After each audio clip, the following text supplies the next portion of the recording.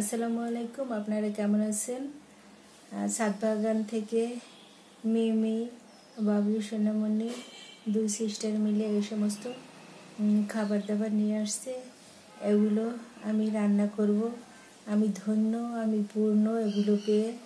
এই অখাদ্য কুখাদ্যগুলো রান্না করে জীবনযাপন করব।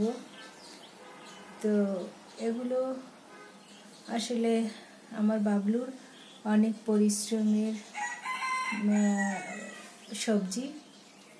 তো এগুলো আসলে আমি কোনোদিন রান্না করিনি। বিশেষ করে এই যে পুঁই আটি, এগুলো আপনারা কখনো খেয়েছেন কিনা এবং কেমন লাগে জানাবেন।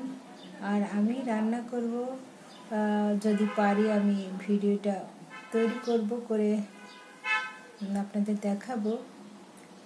আমি ধন্য, আমি পূর্ণ এই সমস্ত খাবার দাবার পেয়ে।